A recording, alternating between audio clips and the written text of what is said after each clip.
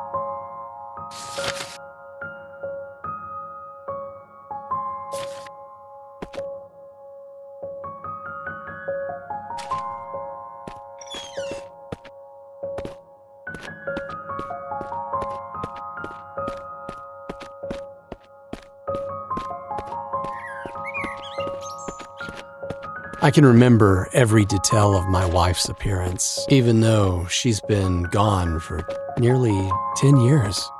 I remember how her cheekbones would rise when she smiled. Remember her long, raven black hair flowing down her back like a shiny waterfall. I also remember how she looked without hair.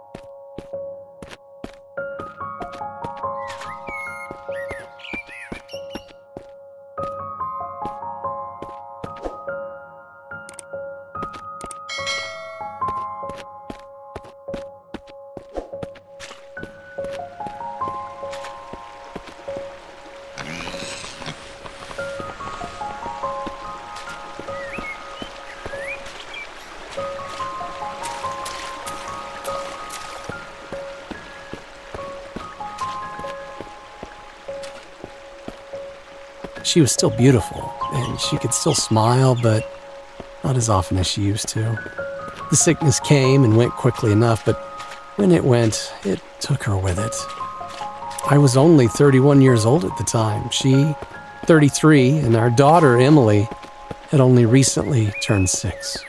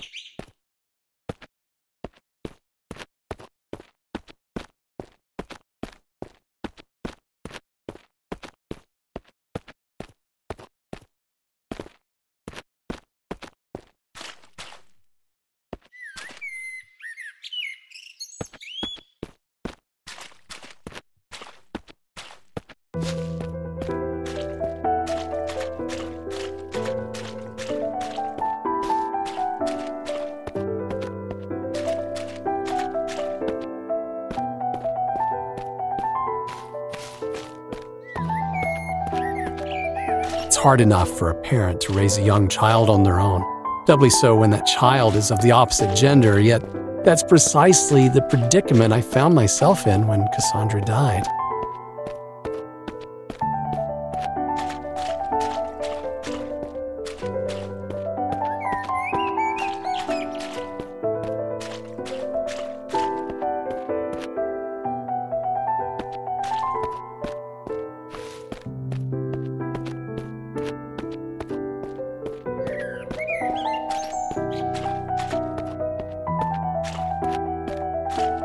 By all means, both sets of grandparents did their best to help out, but my pride dictated that I could only ask so much of them. I needed to prove to everyone, not at least of all myself, that I could do this. I had no desire to be the all but absent father that my own had been, but an endeavor to spend as much time as I could caring for my daughter in the most direct way possible. I won't deny that the odd drink came in handy during this early period, but it was yet to become a problem.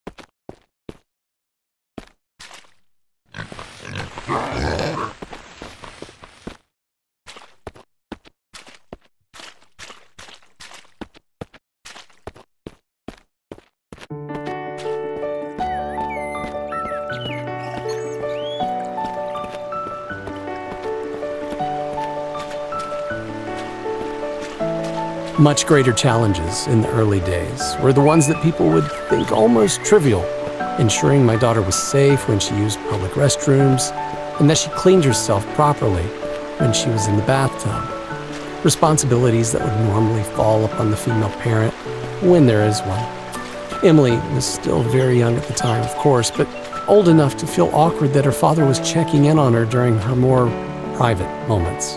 There's no denying that the presence of a woman would have alleviated much of the burden cast suddenly upon both of our lives.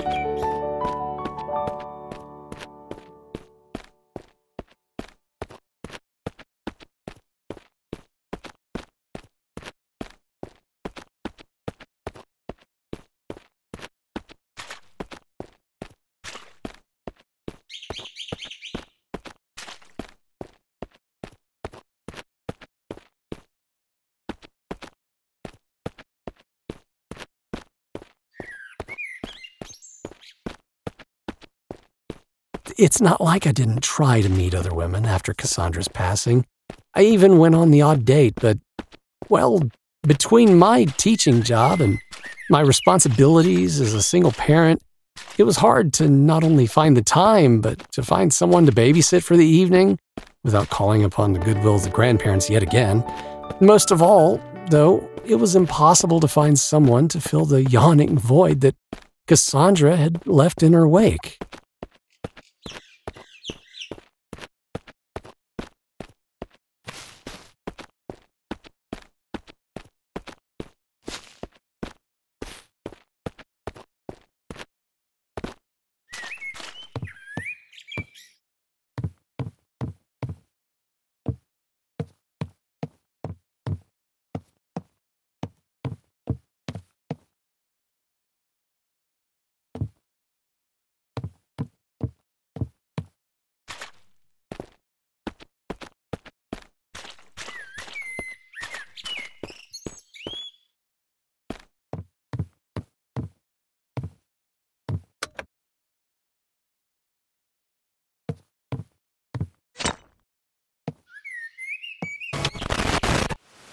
I never asked you to be alone, my sweet. You'd have had my blessing if you had found someone else.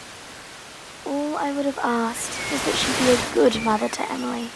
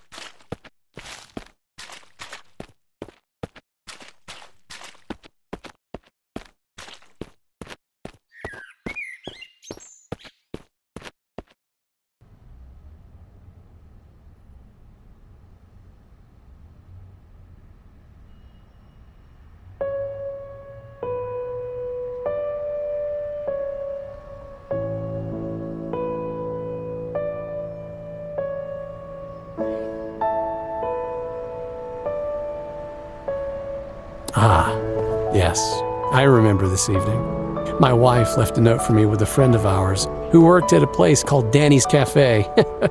Oh, she always did like her little games. We had a lot of good times in this district, made a lot of good friends, enjoyed a lot of good meals, but there are, unfortunately, other memories which I associate with this place.